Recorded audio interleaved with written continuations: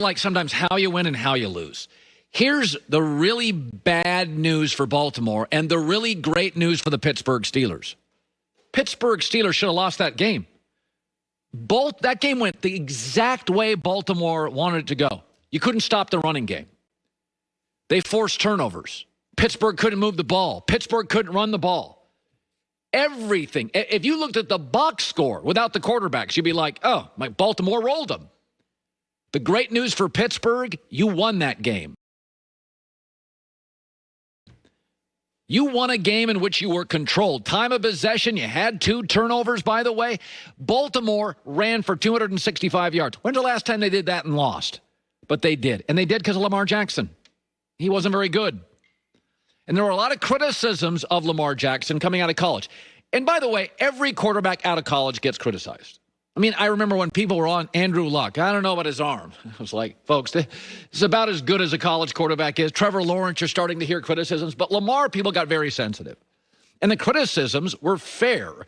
He's an unbelievable athlete. But we know in NFL history, you got to be able to throw the ball effectively and accurately.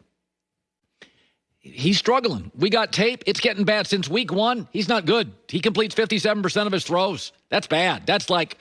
in the NFL right now, everybody's around 64 to 68. Russell Wilson for a while was at 75. He's got a weird throwing motion. His accuracy is hot and cold. He is sometimes his touch is terrible, and everybody's got a book on him now.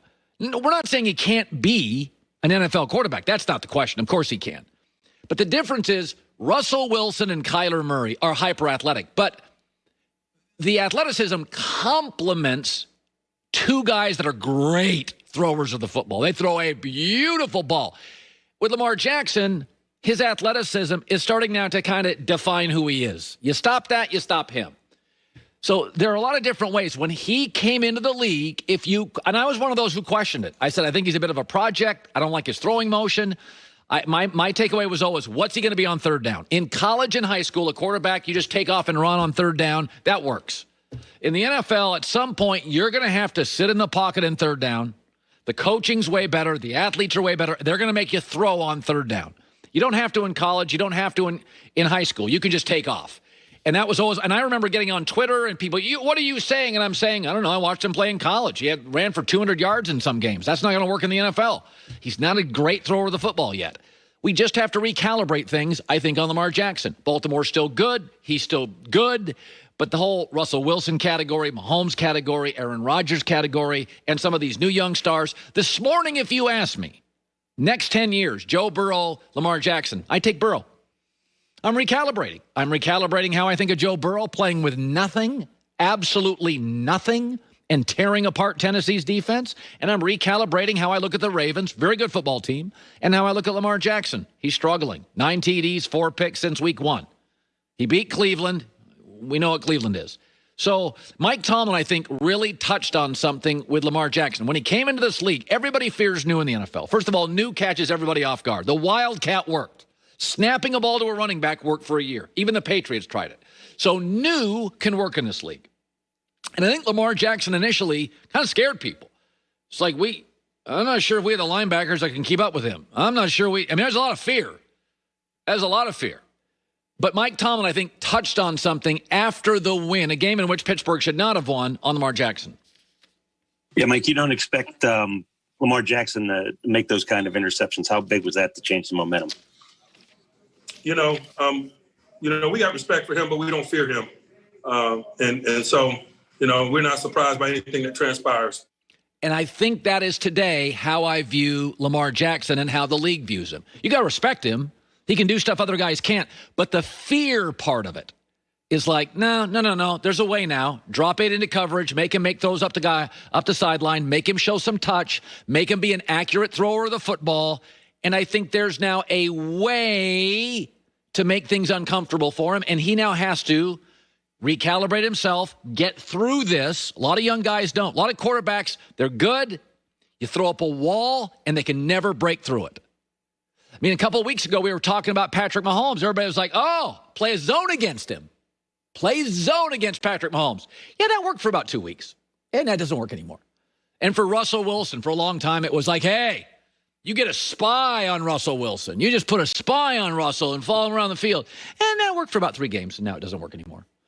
So, Lamar, let's recalibrate. Let's realize that the league has kind of figured out some of his deficiencies. Can he break through it? We'll watch. Still a good team, still a good quarterback. But today, I take Burrow over Lamar next 10 years if you ask me. All right, let's start with this. Secondly, with this. So I've watched every NFL team like you every weekend. I even sit through crappy Jag games. This is what I'm paid to do. Joy and I watch bad football all the time. There are 3 teams in the NFL I think that have separated. Kansas City, Pittsburgh, and Tampa Bay tonight. There is a 4th team which I think could be better than all of them. And this is what's scary about Seattle. They are a personal foul call in Arizona from 7-0. And they should not be. They play in the toughest division in football. None of their running backs are healthy yesterday. They played a hyper-physical team. They have and they're missing their superstar safety, who eventually, I swear, for giving up all those picks, is going to be healthy. The narrative on Seattle so far, and it's fair. Boy, Russell Wilson is carrying this franchise. Yep, he is. But if Jamal Adams comes back and just is what he is, the best safety in football. If Carlos Dunlap comes in next week and is what he is, an elite athlete defensive end, and if Chris Carson, a top 10 running back, is healthy, I think I've seen the best of Pittsburgh. I've seen the best of Kansas City. I've seen the best of Tampa. I don't think I'm going to see wild, massive improvements. Seattle should not be 6-1. They don't have yesterday they're running Miami Hurricane DJ Dallas, who played, by the way, pretty well. Played that rookie running backs, no pass rush, no Jamal Adams.